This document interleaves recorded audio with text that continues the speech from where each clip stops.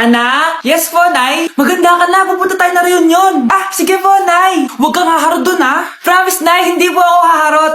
Few moments later. Oh, mag-bless ka muna, ha? Sige na, mag-bless ka na. Ayan na naman tayo sa pag-bless, eh. Lagi na lang nagbe-bless. Bless po, tita.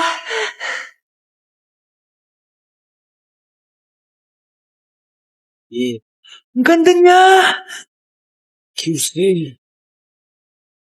Hello miss, ang ganda mo naman. Parang Shirato.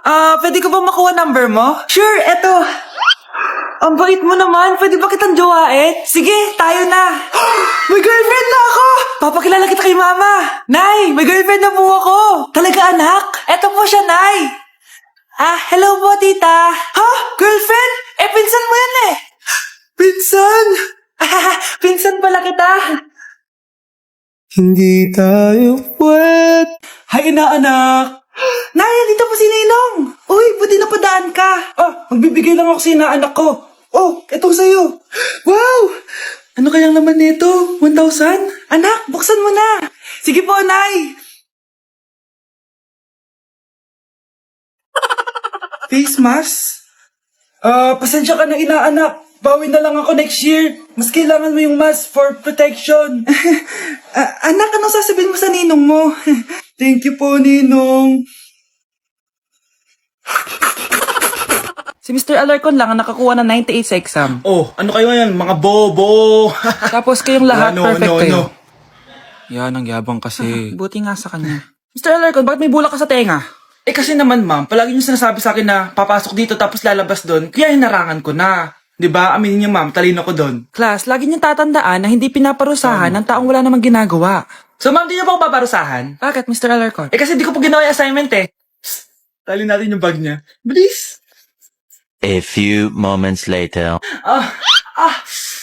Yes! Sino nagtal ng bag ko?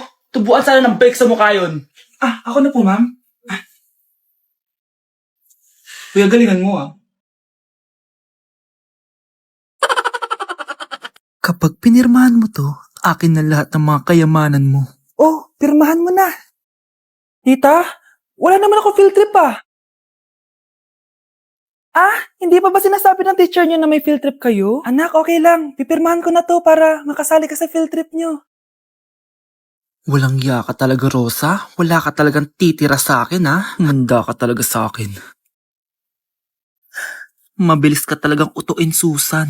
Salamat, Mare. Ramon, napapirma ko na siya. Atin na ang bahay, pera at mga ari-arian niya. Magaling ka talaga, Rosa. Kaso kailangan na natin kumilos na mabilis. Kasi sabi ng doktor, nagre-recover na yung mata niya. Ano? Kaya bukas na bukas din, papalayasin na natin sila. Total, nakuha na natin ang gusto natin. Nay, bakit mo pinirmahan yun, ha? Maliban natin kung ano nilalaman ng papel na yun. Huwag kang mag-alala, anak. Malapit nang matapos ang maliligayang araw ng tatay mo at ng kabit niya. Tita, bakit may dala kang maleta? Syempre. Lilipat na ako dito sa bago kong bahay. Ano? Tay, ano ibig sabihin nito, ha? Nakalagay dito sa papel na pinirmahan ng nanay mo na amin na tong bahay, mga sasakyan niya at ang mga pera niya. Napakahayop nyo! Bakit ang ingay? Ano nangyayari? Nay, kinuha na nila lahat sa atin! Ayan, magsama kayo mag-ina. Ngayong nasa amin na ang lahat, pwede na kayong lumayas. Ramon, magse-celebrate tayo, ha? Ang galing nyo din, no? Ha? Nakakakita ka? Bago kayo mag-celebrate, i-check nyo muna kung pirma ko ba talaga yung nakalagay dyan. Hindi pwede to! Tay! Attorney! Kita mo naman kung ano ginawa na tong dalawang to, di ba? At nandito na rin ang ebidensya na magpapatunay na naghaharutan sila sa loob ng bahay ko. Anong gagawin niyo sa amin, ha? Mahal, huwag mo naman gawin sa amin to, please, oh. Magbabago ako, please. Oh, sorry kung natatapakan kayo pagka-love team nyo, ha?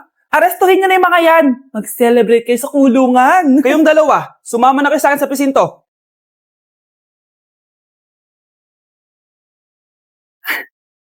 Kyle, anak, uuwi yung mga kapatid mo. Talaga, Nay? Tagal kong hinintay ito. Grabe, akala ko nakalimutan na nila tayo kasi successful na sila eh. Miss ko na sila. Tagal na din nung last na pumunta sila dito. O sige na anak, hintayin mo sila sa labas ha. Maghahanda lang ako ng kakainin natin mamaya. Uy, Kyle, balita ko, uuwi yung mga kapatid mo ah. Opo tita. Paano niyo po nalaman? Basta! Siguro proud yung nanay mo kasi successful yung mga anak niya, no? Oo naman tita, nagbunga lahat ng paghihirap ni nanay sa kanila. Deserve niyo yan. Malapit nyo nang malaman ng totoo. Walang sikretong hindi nabubunyag. Pasok na po ako tita. Sige. Hello, Nay! Nandito na yung anak mong doktor, all the way from New York! Hi, Nay! Nandito na yung anak mong teacher, all the way from Central Elementary School! Hello, Nay! Nandito na yung anak mong engineer! Naiyak naman ako. Nakumpleto din kayo magkakapatid. Sana nakikita to ng tatay niyo. Masaya ako na nandito kayo, ate, kuya. Sana maging successful din ako na kagaya niyo. O siya na, kumain na kayo ha. Galing pa kayo sa malalayo eh. Wow naman, Mare. Bigatin na yung mga anak mo. Saya-saya. Oo naman, Mare. Ilang taon din akong kumayod para mapagtapos lang sila. Pero worth it naman, di ba? Teka, Mare, para mas masaya, may kailangan kang malaman. Ha? Ano to, Mare?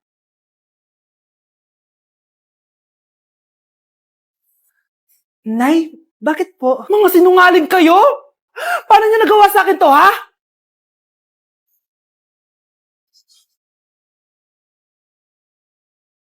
Ang isang 50% po ay mapupunta sa isa niyang anak. Ano? Baka yan yung isa naming anak na nawala? Oo, sa amin na lang yan. Ako! Ako ang isa pang anak ni Ramon. Oh, akala ko ba nawawala yung isang anak ni Ramon? Attorney naman, huwag ka maniwala dyan. May sakit kasi sa utak yan. Wala akong sakit, attorney. Maniwala ka, please. Kailangan ko pa ng sapat na ebidensya para maniwala ako sa'yo. Sige na, babalik na lang ako. Ito na ba yung bagong bahay ng anak ko? Ikaw, babae ka? Sinubukan mo pang agawin sa amin ang kayamanan ng tatay mo? Ang sama nyo, tita! Gusto nyo kunin lahat! Well, hindi naman maniniwala sa'yo sa attorney dahil wala kang ebidensya. Tao po, attorney po ito. Nandiyan si attorney. Halika dito. Ayan, ikukulong muna kita dito sa bodega hanggat hindi ko pa nakukuha ang mga kayamanan. Yes, attorney. Hawak ko na ang 100% ng kayamanan ni Ramon. Nandito na ang titulo, papeles at cheque ng mga kayamanan niya. Ay! Salamat, attorney, ha? Scarlett, hindi ko na alam kung ano nangyayari sa nanay ko. Pero huwag ka mag-alala. Ako bahala sa'yo. Kailangan na matigil tong pinagagawa ni nanay. Tao po. Sino ka? Ako po yung nanay ni Scarlett, yung anak din ni Ramon. Totoo ba to? Pinagsasabi mong babae ka? Kami lang ang pamilya ni Ramon. Attorney, huwag ka magpaniwala dyan. Peke yan. Hindi to peke. Pwede mo ipacheck to sa attorney. Kaya ilabas mo na siya. Kinulong po ni nanay si Scarlett sa bodega. Ha? Anak?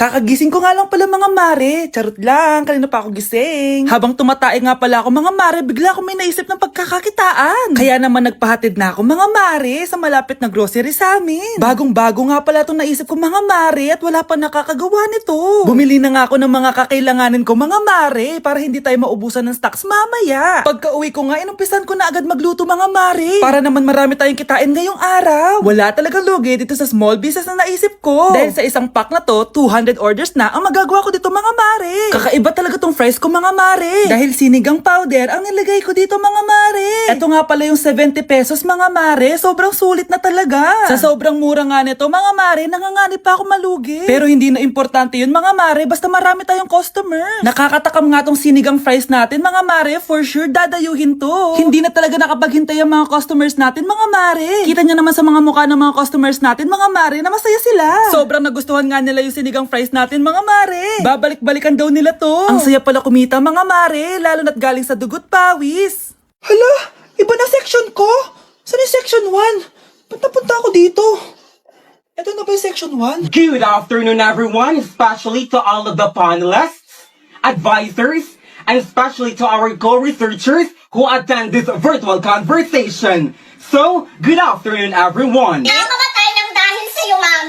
Ibig sabihin po nito ay kabayanihan ng mga Pilipino na isinakripisyo ang kanilang buhay para sa kalayaan ng ating bansang Pilipinas. Huwag lang tayo puro salita! Dapat Ikaw, bago ka lang dito, di ba? What is the biggest mistake? Ma'am, the biggest beef stick. Anong beefsteak, ha? Alis na ako dito. Mga anak, wala ba kayong mga assignment, ha? Ay, nakauwi na din. Mag-grow a garden muna ako. Wow! Magtatanim ako ng candy blossom para yumaman ako. Aba, kakauwi lang ay padagadang naatupag, ah. Wow, ang ganda naman ng garden nila. Hindi ako papatalo. Naglalaro ka din yan? Gaya-gaya ka. Mas maganda naman yung garden ko kaysa sa'yo. Ah, ganun. Wait lang. Nakakainis ka! Ninakaw mo yung mga fruits ko! Mas mayaman na ako sa'yo ngayon. Nascam ako! Ayun na nga ba yung sinasabi ko eh. Manda kayong dalawa sa akin, ha? Pero, Kukunin ko muna to. Mag-aaway pa ka sa grow a garden na yan. Ba't di kaya kayo mag-grow a garden sa labas? Ayan ang grow a garden na gusto ko. Kung gusto nyo pa bumalik to, tapusin nyo yan, ha? sige po, Nay. Kinulong po ni nanay si Scarlett sa bodega. Ha? Anak? Anak? Walang ya talaga yung tita mo. Anak, sorry kung ngayon na ako nagpakita. Pinakulong kasi ako ng babaeng yan. Deserve mo makulong. Ikaw ang ikukulong namin dahil child abuse ang ginagawa mo. Ano? At hindi mo na din makukuha ang 50% ng mana. Hindi pwede! Nay, masaya ako na nandito ka na. At hindi na din tayo maghihirap dahil sa pamana ni tatay. Masaya din ako, anak. Siyempre kasama ka dito sa Manta.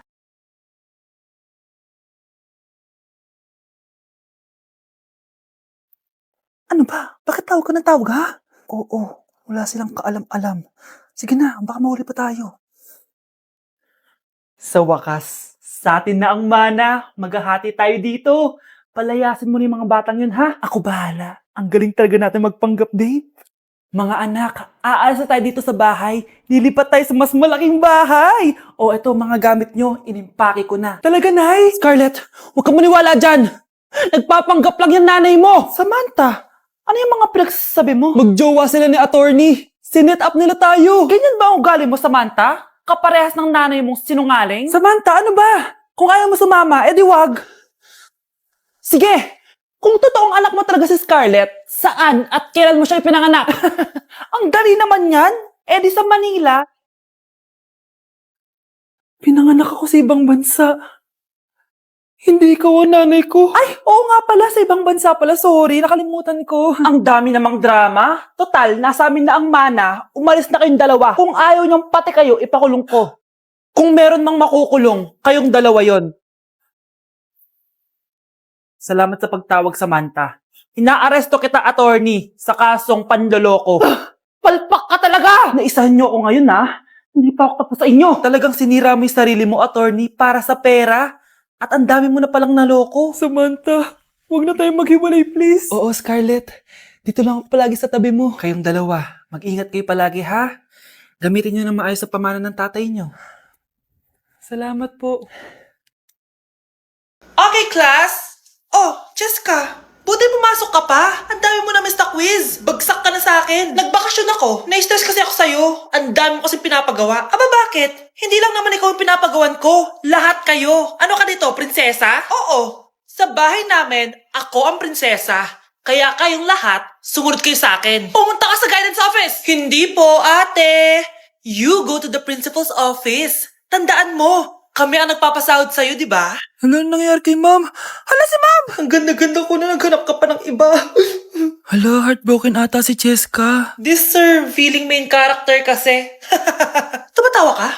Masaya kayo, ha? Kapag heartbroken ako, bawal magmasaya. Ano naman kung heartbroken ka? Pakinamin. Oh, come on, Samantha. Hindi mo pa naman na-experience sa magka-jowa. Kasi walang nagkakagusto sa bukang yan. Hi! Ako pala si Scarlett. Bago lang ako dito.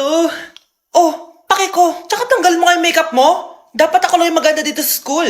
Sino ka ba para utusan ako?